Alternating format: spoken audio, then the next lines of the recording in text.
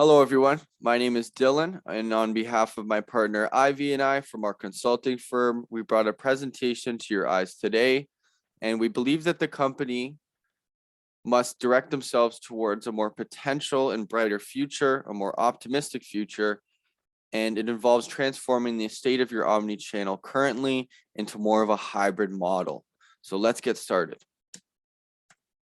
Now, the omni-channel overview that we see in our perspective is that you operate solely online and you operate solely using a fulfillment method.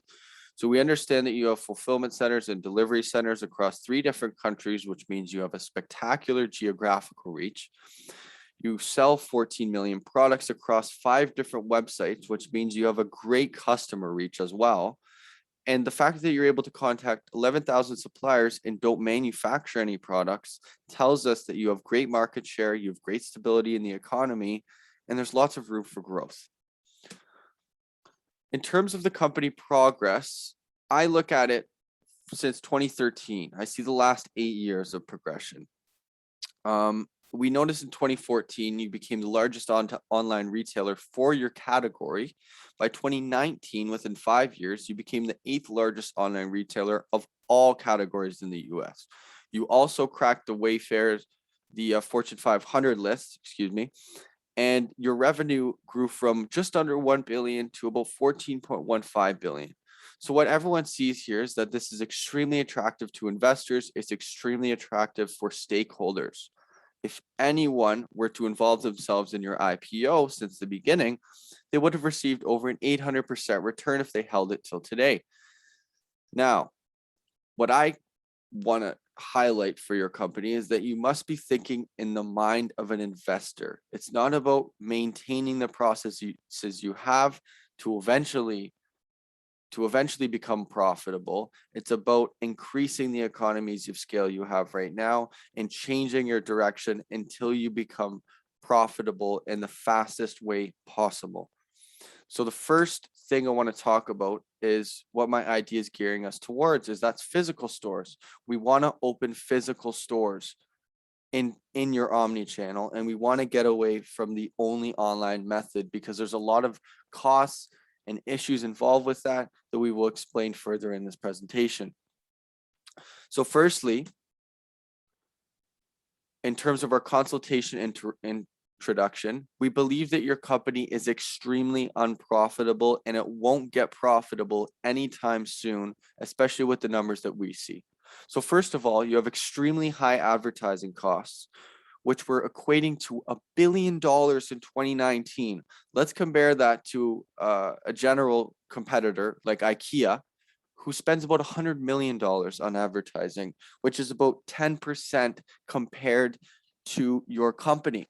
Secondly, the category that you're currently in makes it extremely difficult to sustain the current business model you have.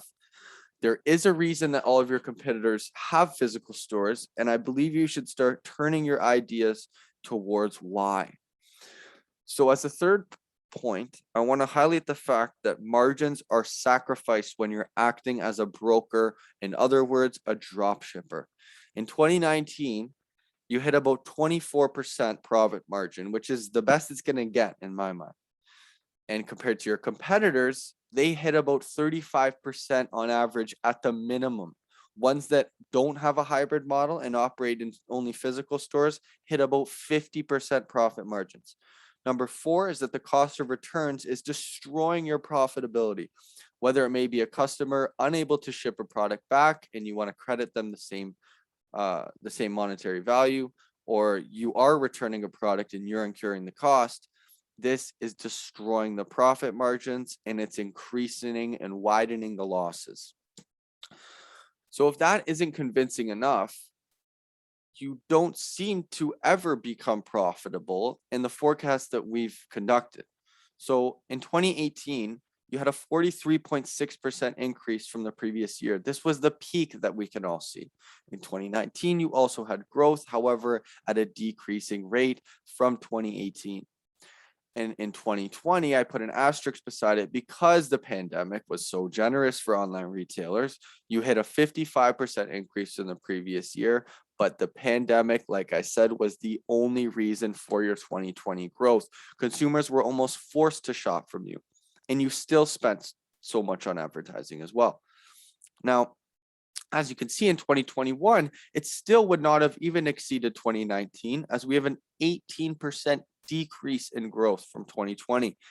Most countries are still in the pandemic as well, which means that this is a little shaky for investors, knowing that you do still have an advantage in the market, but your revenue growth is going down.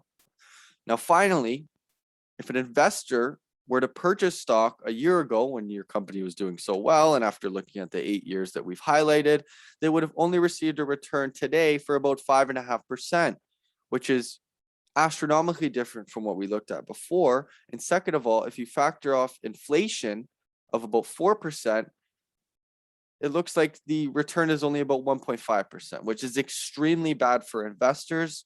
Your main goal should be increasing stakeholder and investor profits. Now, if you don't believe my words yet, or you don't believe the research that our firm has done, we brought in a few analysts that were interviewed by a woman named Michelle Lodge from thestreet.com, and they suggest 3 different things. The first point is that there are extremely high costs on investment, advertising, and delivery. I would highlight specifically advertising and delivery. Secondly, there's competition that utilizes both sides of the omni-channel retailing.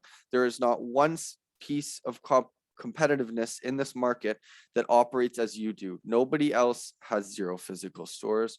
Nobody else spends as much as you do on advertising, and nobody else operates using a drop shipping model, except for maybe their third-party operations.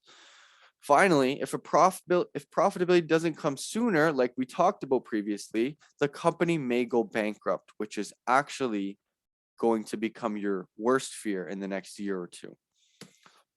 So the first point on why we should use physical stores is simply because customers hate to pay or wait for shipping. We notice there's a policy on your website that says there's free shipping for orders $35 and under, and respectfully, we believe it's an insult to your customers. We believe it is a joke, and we believe you should take it off your website. The average cost spent by a Wayfair customer is $250, which absolutely makes no sense in terms of the free shipping policy. And also, the products offered by Wayfair incur shipping fees from $40 all the way to $900. Sometimes the shipping costs more than the product itself. So imagine if someone was buying a refrigerator, for example, for about $800, give or take, and the shipping came to about $850, and the customer said, okay, well, honestly, there is an IKEA down the street from me. It has the same price, it's posted for the same price, but I won't have to pay for shipping, which is why you're losing so many customers on convenience.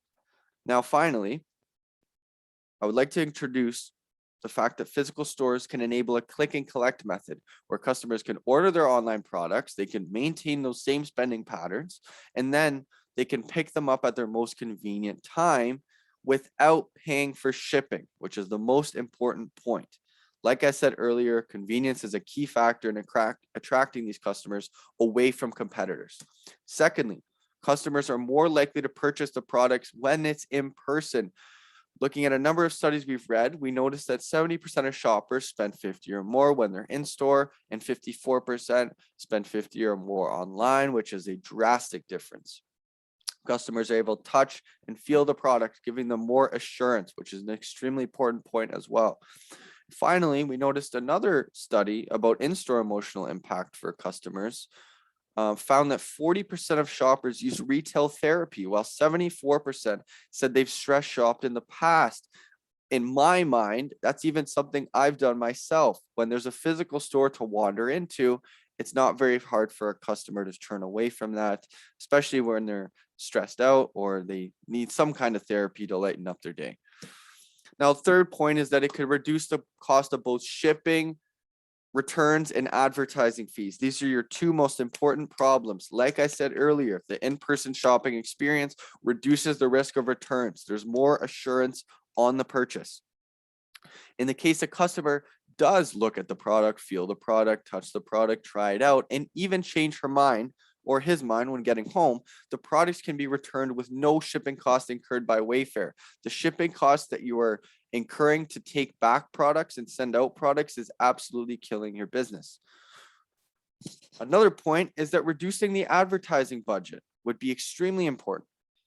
Allocating some of that $1 billion towards physical stores instead can engage customers who aren't online. Not everyone is looking online for products. Not everyone is going to see your online advertising. Finally, customers are costing less to acquire physically than they do online. If you have a storefront, some customers might not even have seen one of your ads, but because of the way your logo looks, because of what you have in the store, they might be drawn to wander in. Now, something that doesn't look like it's going to be reduced to zero anytime soon is your net loss per customer. To this day, you still receive a net loss of $10 per customer, and it's all because of advertising fees. Now, I know the question you're already asking, and many of you are wandering with your eyes, trying to understand how I haven't addressed this point yet. And it's that you already tried to open a physical store in 2019. You closed it within the same year because of two main reasons. First of all, you did not focus on high traffic areas with different demographics. Yes, you provided the location in a mall, which is a high traffic area, but it was a tiny location. The population of Natick is only 36,000. And when you're inside of a mall, the environment of a mall is not where customers are searching for your category, which is, like I mentioned earlier, more tailored towards a power center. Secondly, the square footage of the mall location was only 37,000 square feet, a very tiny location, inappropriate for Wayfair's wide fair assortment. Now, we noticed that we recently said you have 14 million products. If you have such a wide assortment, I do not understand the motivation to open a store that's only 3,700 square feet. Also, considering that your competitors range from 90,000 to 150,000 square feet on size. The lowest a competitor will go to is about 50,000 square feet, which is still about almost 25 times the size of Natick Mall location. Now, what will these solutions provide for Wayfair? There's three main points. It's first of all, higher margins. Second of all, reduced losses on returns, advertising, and shipping. The most important three things. Number three, happier customers and more customers without the addition of advertising. Now, finally, I want to conclude with saying it's evidently unsustainable to grow profits in the furniture home decor industry when you're solely operating online. The products are too expensive. They are too heavy to sustain the online business model. Number one, my first point is that locating flagship stores in large power centers will attract the right customers with less necessity for advertising, saving your company tons of money. Number two, selling in-store will raise margins, offer convenience, and increase competitiveness. Another three large issues in your company. Your customers will always be more competitive if they're more convenient. Number three is building locations with a minimum square footage of 90,000 square feet will provide one, extremely wide assortment of merchandise, which is what you offer, and two, extra space that can be utilized as a fulfillment center. If you have that extra space or you have that warehouse space, you can actually save the cost of your logistical operations by storing it at one of these physical stores. I'd like to thank everyone for listening to our presentation. These are the final points I will provide. And if you are interested in our ideas, then we do have a second presentation actually to introduce to your company, which would be going in terms of going forward with these ideas. So I really thank you for your time, and Ivy and I will wait for your response. Hope you have a great day and enjoy the rest of the weekend. Take care.